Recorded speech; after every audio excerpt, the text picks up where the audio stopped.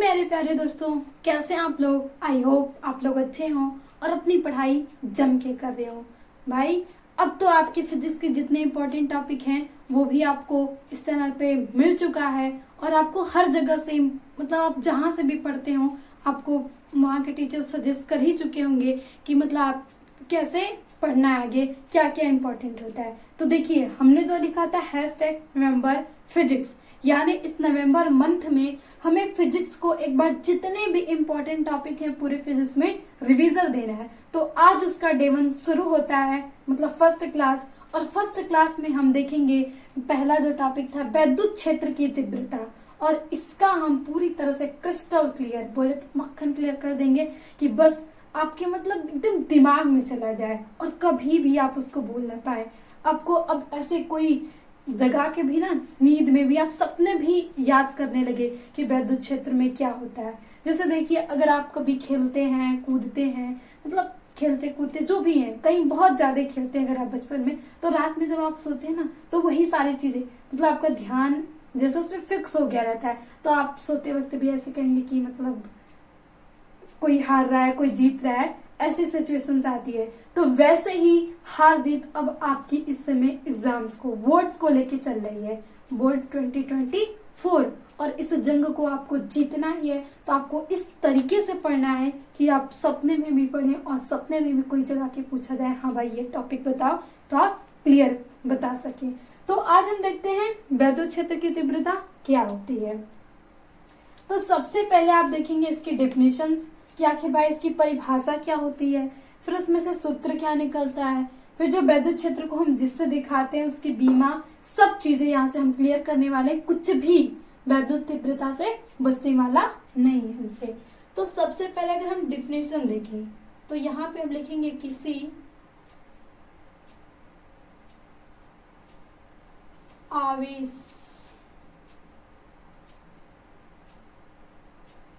के चारों तरफ का वह क्षेत्र जिसमें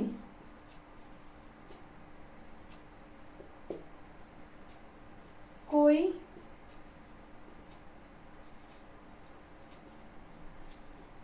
परीक्षण आवेश, मान लेते हम क्यू नॉट, आकर्षण व प्रतिकर्षण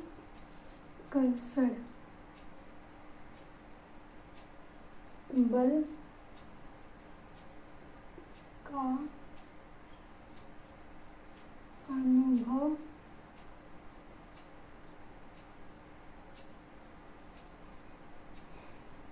करता है वैद्युत क्षेत्र की तीव्रता कहलाता है। ये हो गई हमारे पास डिफिनेशंस। आपको डिफिनेशंस बस अपने पे लेके समझना है। आप मान लीजिए कहीं ना कहीं के तो राजा होंगे आप, मान लीजिए ऐसे कहेंगे ना अगर कहीं पे ऐसे कुछ ना, चलो हमारे एरिया में मिलो फिर हम बताते हैं क्या करना है। तो आपका कोई तो होगा ऐसा कि जहाँ पे आपका क्षेत्र हो, जैसे बोलते हैं ना कि हमारे क्षेत्र में आओ, हमारी हवेली पे आओ, हम बताते हैं फिर अपनी पावर क्या है। तो उसी तरह कोई अगर आवेश हम ले लेते हैं, मान लीजिए आवेश हम कोई क्यू ले लेते हैं, तो इसका कुछ ना कुछ क्षेत्र होगा। जैसे अगर हम प्लस लेते हैं तो पता है वो इस तरीके से बाहर की ओर अपना क्षेत्र जनरेट करता है, तो ये अपने चारों ओर एक क्षेत्र उत्पन्न कर देता है। अगर यहाँ पे अगर आप प्लस क्यू ही लाएंगे तो प्लस प्लस, याद रखिए पॉजिटिव पॉजिटिव है तो भाई ये रिपल्सन देगा। अगर आप यहाँ से माइनस वाला लेके आते हैं तो ये कहेगा आ जाओ। मान लीजिए अब जैसे मतलब आप एक कोई किसी भी अगर हम स्कूल की बात कर ले, अभी आप लोग स्कूल में ही हैं, अभी इंटर के बाद फिर आप कॉलेज लाइफ देखेंगे कैसी होती है, फिर वो एग्जाम्पल्स आप पे वहाँ समझाएंगे।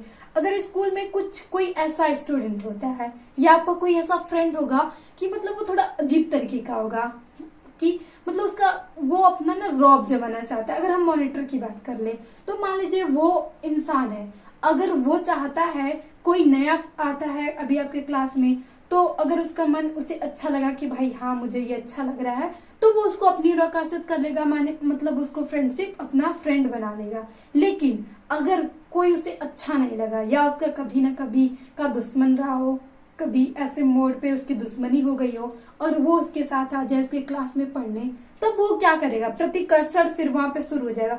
वो उसे दूरी बना के ही रखेगा, मतलब आमने सामने आ जाए तो मतलब ऐसा दिख जाए ना तो डायरेक्टली दूर हट जाए, एक मतलब लगता है ऐसा, आप लोग इमेजिन कर सकते हैं। तो वैसा ही इसमें भी होता है, कोई आवेश है और ये इसका क्षेत्र है। मान लीजिए अब क्लास में तो वो पढ़ सकता है भाई, पूरे क्लास पे तो कोई भी वो रौब जमा नहीं सकता, क्योंकि क्लास अब किसी स्टूडेंट का तो होगा नहीं, वो तो प्रिंसिपल्स का होगा। प्रिंसिपल का काम होता है बच्चों को इकट्ठा करना। अब प्रिंसिपल्स स्कूल को उस स्टूडेंट का एडमिशन कर लिया है तो आप उसे भगा नहीं सकते। लेकिन होता है ना कि अगर आप मॉनिटर हैं कुछ भी हो तो आपका कुछ क्षेत्र होगा या आपके कुछ ऐसे फ्रेंड होंगे जो एकदम आपके सच्चे फ्रेंड होंगे, तो आप चाहेंगे कि उन वो फ्रेंड भी रहेंगे, उसको एक्सेप्ट नहीं करेंगे, उसकी जो दोस्ती होगी एक्सेप्ट नहीं करेंगे, यानी वो आपके क्षेत्र में है।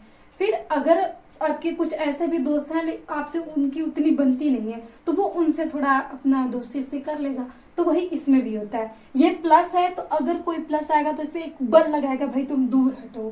कभी भी प्लस प्लस में अपना ये लगता नहीं है। अभी आप ऐसा देख भी सकते हैं, एक लड़का और एक लड़का में आकर्षण तो होगा नहीं, और एक लड़की में आकर्षण तो होगा नहीं। अब ये आजकल का जो जमाना है इसको तो भाई अलग ही रखो, यहाँ तो कुछ भी हो सकता है। मेल मेल से शादी कर सकता है, फीमेल से शादी कर रही है, ये तो होता है मतलब। लेकिन जो रियलिटी है वो यही है कि पॉजिटिव निगेटिव को अटैक करता है, जो निगेटिव होता है वो पॉजिटिव को। तो यही यहाँ पे समझना होता है। तो उसी को हम आकर्षण और प्रतिकर्षण बोलते हैं, यानी दोनों फोर्स यहाँ पे लग सकता है और वही अनुभव करता है, उसी को हम विद्युत क्षेत्र की तीव्रता कहलाती है। यानी जो उसका क्षेत्र होगा उसी को हम विद्युत क्षेत्र की तीव्रता कहते हैं। और इसे कैपिटल ई से प्रदर्शित करते हैं, कैपिटल ई से प्रदर्शित करते हैं। ये हो गई आपके पास सुंदर सी डिफिनेशंस।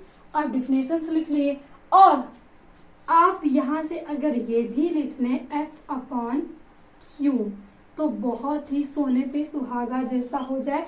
एग्जामिनर्स तो देख के एकदम फूलना समय वो आपको नंबर देखे जाए। फिर यहाँ से अगर आप एक और चीज कर दें, मान लीजिए आपने लिख लिया कि E बराबर F/Q है। अब यहाँ से आप इसकी मात्रक भी निकाल लें। मान लीजिए ये 3 नंबर में आ गया, 2 नंबर में आप इतने से काम चला सकते हैं, लेकिन ये 3 नंबर में आ गया, लघु उत्तरी में आया, अति में नहीं लघु उत्तरी में आ गया, तब आप इसको थोड़ा बढ़ा सकते हैं, इसकी मात्रक भी लिख सकते हैं। तो मात्रक क्या होता है, बल का न्यूटन प्रति चार्ज का क्या होता है, कूलाम, आवेश का मात्रक कूलाम। ये मात्रक लिख लिया आपने। फिर इसकी बीमा भी लिख लीजिए, क्योंकि बोर्ड्स में बीमा बेहद इंपॉर्टेंट होती है। बीमा आप लिखते हैं तो फिर तो एग्जामिनर एकदम कत ही हो जाएगा और वो आपको एकदम कुछ इधर से हैं तो एक्स्ट्रा नंबर देख ही जाएगा। आपकी थोड़ी बहुत गलतियां हैं पीछे मतलब और नेक्स्ट क्वेश्चन में मिल जाती है, तो अगर वो आगे प्रश्न हो गया है तो उस गलतियों पे भी आपकी थोड़ी रहम खा सकता है। तो अब अगर हम बीमा निकालें तो हमें पता है कि ये फोर्स है और ये हमारा कूलाम है, और बल F बराबर क्या होता है, M × A, और यहाँ से Q तो Q बराबर होता है I/T। देखिए हम बीमा छोटे से छोटे कैसे तोड़ सकते हैं। अब देखिए जो मास होता है इसको तो हम M से ही दिखाते हैं, और A की बात करें तो ये होता है मीटर प्रति सेकेंड स्क्वायर। अब मीटर को जो बीमा होती है हम L से दिखाते हैं, और सेकेंड स्क्वायर नीचे है इसको हम ऊपर भेजते हैं तो ये 2 आ जाता है। तो आप इस तरीके से बीमा अगर एग्जैक्ट याद नहीं करते हैं तो आपको फार्मूले का छोटे छोटे फार्मूले जो भी पता है उनको तोड़ते चले जाइए, जितना छोटा वो हो सके। आपको वो जो 7 राशियां होती है उनमें मिल जाए तो आप वहां से बीमा आसानी से लिख सकते हैं। अब आई की एम्पियर होती है और टी की होती है टी ही। तो अब यहां से आप आसानी से लिख सकते हैं कि जो बीमा होगी एम और टी, ये भी जाएगा तो ऊपर माइनस हो जाएगा तो -3 और ए भी माइनस हो जाएगा तो ये, तो आपके पास जो वैद्युत क्षेत्र की बीमा थी वो ये आ गई। आप इसे याद भी रख सकते हैं ना, तो इस तरीके से इसे सॉल्व भी कर सकते हैं। तो ये कर देंगे तो और भी प्रेजेंटेशन ऑसम हो जाएगी। फिर उसके बाद ये देखिए, जो हमारे ये भी पूछा जा सकता है एमसीक्यू में कि जो वैद्युत क्षेत्र की तीव्रता है वो किस प्रकार की राशि है। तो जो हमारी ई है वो एक सदिश राशि है। सदिश राशि यानी वेक्टर रूप हम लिखें तो यहाँ से हम लिख सकते हैं क्यू। ये हो गया हमारे पास वेक्टर रूप। अब देखिए पूरा आपका विद्युत क्षेत्र की तीव्रता क्लियर हो गया। यहाँ से एमसीक्यू भी पूछा जा सकता है। एमसीक्यू में आपसे पूछा जा सकता है कि विद्युत क्षेत्र की तीव्रता की बीमा क्या होगी, वो भी आपके पास क्लियर 1 नंबर। फिर मात्रक भी पूछा जा सकता है तो न्यूटन कूलाम, ये भी 1 नंबर क्लियर। फिर उसके बाद ऐसे मतलब क्वेश्चन भी पूछे जाते हैं ना, मतलब थियोरेटिकल, कि विद्युत क्षेत्र की तीव्रता किस प्रकार की राशि है, सदिश या अदिश। तो आप यहाँ से लगा सकते हैं सदिश राशि। और ये फार्मूला याद रहेगा तो अगर आपको ऐसे क्वेश्चन दे दे कि एक कूलाम चार्ज है और उस पर इतने बल का अनुभव किया जा रहा है तो विद्युत क्षेत्र की तीव्रता निकाली, तो ये फार्मूला लगा के आप वहां से सॉल्व कर सकते हैं। और डिफिनेशन आ जाए लिखने के लिए तो ये रही आपके पास प्यारी सी डिफिनेशन, और इस डिफिनेशन को आप लिख के अपने जो नंबर है इकट्ठा कर सकते हैं। तो ये थी हमारी आज की क्लास। छोटे छोटे क्लास होगी कि आप बिल्कुल भी बोर ना हो और एक एक टॉपिक क्लियर होगा ना, तो आपके पास एक ऐसी मतलब अंदर से सेटिस्फेक्शन भी आएगा कि हमने एक टॉपिक क्लियर कर लिया। तो आज की क्लास में इतना ही, हमने वैद्युत क्षेत्र को पूरा क्लियर कर लिया। अगर आपको क्लास अच्छी लगी हो तो प्लीज़ रेड बटन को दबा के लाइक ज़रूर करके जाइएगा। अगर लाइक नहीं भी करते हैं तो बेल आइकन ज़रूर दबा लीजिएगा, क्योंकि अगर आप बेल आइकन दबा रहेंगे तो नेक्स्ट जो भी लेक्चर आएगा उसका नोटिफिकेशन आपको मिल सकता है, और आप नोटिफिकेशन देखेंगे तो हाँ आपको पता चलेगा कि क्लास है और आप पढ़ लेंगे। तो आप लाइक करें या ना करें, लेकिन आप अपने बोर्ड के लिए पढ़ाई ज़रूर करें, यही हमारी कोशिश है। हमारा पूरा उद्देश्य है कि जो हमारे इंडिया में जो भी, देखिए हम भी एक मतलब मिडिल क्लास फैमिली से ही हैं, तो बहुत सारे मिडिल क्लास फैमिली में मतलब आर्थिक स्थिति से प्रॉब्लम होती है कि हम ज़्यादा बड़ी कोचिंग अफोर्ड नहीं कर पाते हैं, फिर स्कूल भी नहीं उतना अच्छा बेहतर है, तो हम पढ़ाई कैसे करें, मतलब ये होता है कि हम कुछ कर ही नहीं पाएंगे। तो बस ये उन बच्चों के लिए है कि वो मतलब अच्छे से अपनी पढ़ाई कर सकें फ्री ऑफ कॉस्ट। तो थैंक यू, मिलते हैं नेक्स्ट सेशन में। आगे आपको अच्छा लगा हो तो ज़रूर पढ़िएगा, और कोई भी प्रॉब्लम हो तो ज़रूर कमेंट में अपना जो भी राय हो उसको लिखिएगा, और आपको जो भी सब्जेक्ट पढ़ना, जो भी टॉपिक पढ़ना उसको ज़रूर बताइएगा, उस पर हम एक बार रिविज़न ज़रूर करवाएंगे। तो थैंक यू, मिलते हैं इसी के साथ नेक्स्ट लेक्चर के साथ, नेक्स्ट टॉपिक के साथ। तो थैंक यू, जय हिंद दोस्तों।